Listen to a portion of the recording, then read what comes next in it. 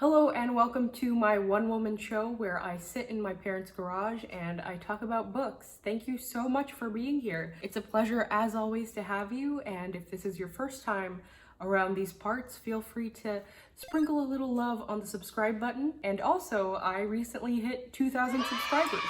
So thank you so much to everyone who's been watching my videos and has been commenting and liking. I just want to give each and every single one of you a gentle kiss on the forehead and my deepest gratitude. In today's video, we are going to be talking about my popular opinions. If you couldn't tell by my badly ombreed hair and my California Valley Girl accent, I am a little bit of a basic bitch at times. So this tag just seemed like the perfect fit for me and my brand. You know, I know hot takes are kind of the commodity that the internet likes to trade on, but you know, I like liking popular things, and sometimes having the same opinion as everyone else is a lot of fun. So in today's video, we're going to be celebrating that. Again, thank you so much for your continued support. I love each and every single one of you, and I hope you enjoy this video.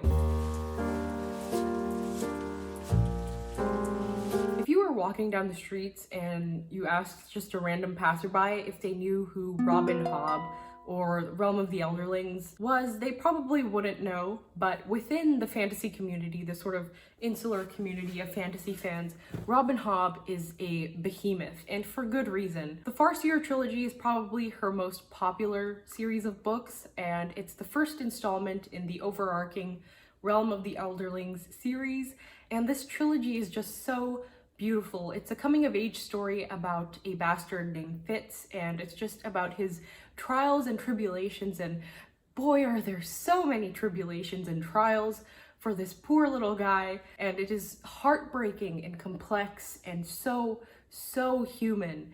Hobb is not only an incredible writer, but she has such an innate understanding of relationships and the way that we love and hate, and just the entire spectrum of emotions. The Realm of the Elderlings is one of the few series that I've been actively pushing off reading. Like, I am just not ready for it to be over. Once I finish the Fitz and the Fool trilogy, there's gonna be no more Fitz for me, and I just know it's gonna be so emotional, and I'm not ready for it. And yeah, I just love the Realm of the Elderlings so much, and I think it deserves every bit of hype that it gets, and it's so good, so good.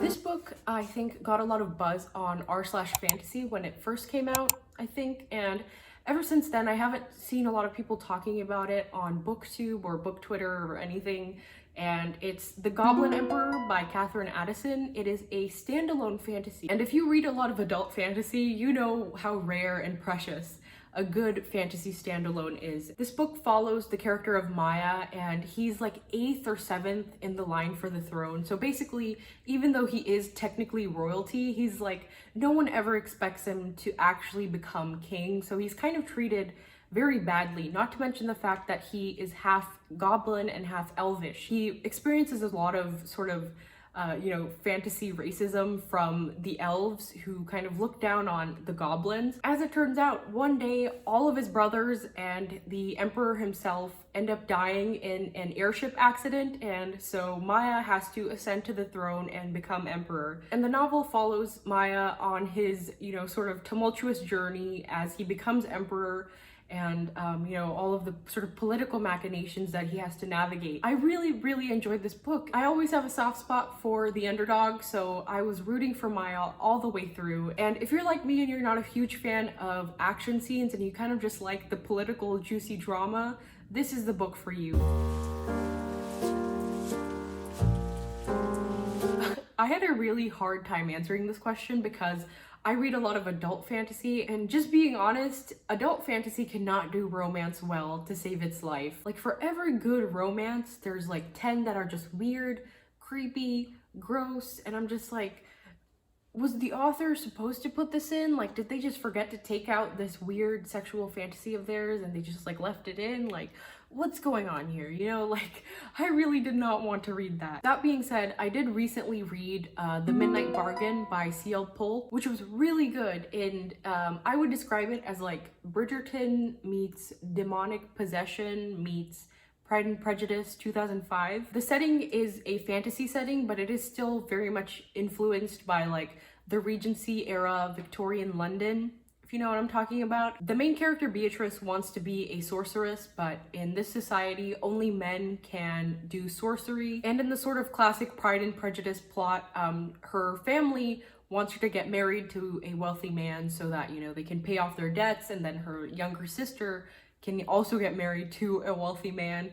And I really enjoyed that aspect of the plot. And yeah, the central romance between Beatrice and Iante, is I think how you say it, was very sweet to read, but I wouldn't say that it was the main focus of the plot. I think that there was a lot more going on with Beatrice wanting to be a sorceress, and her friendship with Iante's sister, Ispeta, was also as equally interesting as the romance. And so I really enjoyed how there was some really good romantic like pining and yearning, but there was also a lot of other stuff going on in terms of like the magic system and also the socio-political conflict. And so yeah, if anyone has good adult fantasy romance recommendations, please leave them in the comments below. As I just mentioned, my favorite genre is adult fantasy, and a genre I want to read more of actually is science fiction. I know that fantasy and science fiction are kind of, you know, parallel and kind of grouped together a lot, but I don't really read a lot of sci-fi. But recently I just read Arkady Martine's A Memory Called Empire, and then I was reading A Desolation Called Peace, the sequel to that first book, and then my library loan expired. So from what I did read of A Desolation Called Peace, it was really, really good. So now I'm kind of in the mood for more spaceships and like space battles. So I want to read more sci-fi and kind of get more into that sphere of the SFF community. I would take a bullet for Kaladin from the Stormlight Archive. Like, I love Kaladin so much. A bunch of people in my Discord right now are reading Words of Radiance, and I've just been having a lot of fun following along with their thoughts. And I just think that Kaladin has infiltrated my deepest subconscious, and I had a dream about him. It was super random, and I love Kaladin. Another character I love is Murderbot from the Murderbot series. Murderbot is so relatable. Like, even though it's a robot and it literally is not human, I just find its emotions and the way it reacts to humans, and you know, the way it's like very protective, but also it kind of hates human interaction, is just so funny to me. And I just want to sit with Murderbot and watch a bunch of reality TV. That to me sounds like the perfect day. So yeah, Kaladin and Murderbot are two very popular characters who I would just die for.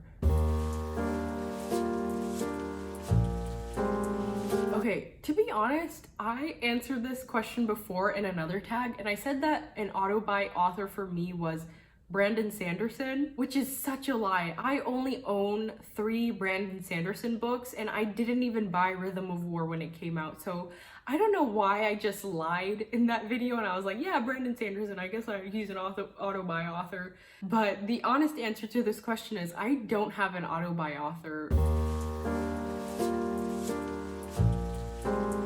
The found family trope is just chef's kiss. I will read any book that has the found family trope. I don't care what it is. As soon as I find out that a book has the found family trope, I immediately want to read it. It is my favorite trope of all time, hands down. I also really like the mentor figure dying because I love pain and I love suffering. So many. First of all, I'm reading Malice this month for my Discord buddy read, so I'm finally gonna be seeing what all the John Gwynne hype is about, and I'm super excited. I also really want to read Jade City by Fonda Lee. I have heard so many good things about it. Gideon the Ninth. Yeah, there's so many popular books that I have not gotten to, and I really, really want to. Not to mention all the series that I'm currently in the middle of, like the Poppy War, Malazan. I'm in the middle of so many series right now. Okay, I'm gonna cheat just a little bit and go with a TV show instead of a movie, but I loved The Magicians TV show, and I really like The Magicians Trilogy by Lev Grossman. The Magicians is set in the real world, and it subverts a lot of like common fantasy tropes. What I really appreciate about the story is that it feels like it was written for fantasy fans by someone who really loved fantasy and then just grew up and realized that the real world kind of sucks. And, you know, all of that optimism and hope and magic that you read in fantasy books when you're a kid, the real world doesn't have any of that. The real world is depressing and sad and scary. And even though that is kind of depressing when I say it out loud, I felt seen when I read and watched the TV show. I did read it at a time in my life that was a very low point for me. Like, I was just super depressed, didn't have any friends, so it was kind of the perfect series for me at the perfect time. And I really appreciate the TV show, especially seasons 2 and 3. I think were just so fantastic. I think the books as well were a really interesting exploration of the fantasy genre in kind of a meta way. I do think the show kind of goes downhill in like seasons 4 and 5, and I don't even think I've seen the last season all the way through. But overall, the story provided me a lot of comfort in a time where I really needed it. So I will always appreciate the show and the books for what they are. So yeah, there you have it, the Popular Opinions book tag. Thank you so much for watching. I hope you enjoyed this video, and I hope you have a wonderful rest of your day, night, evening, morning, whatever it is, whatever time it is. I love and appreciate you, and thank you so much for watching this video.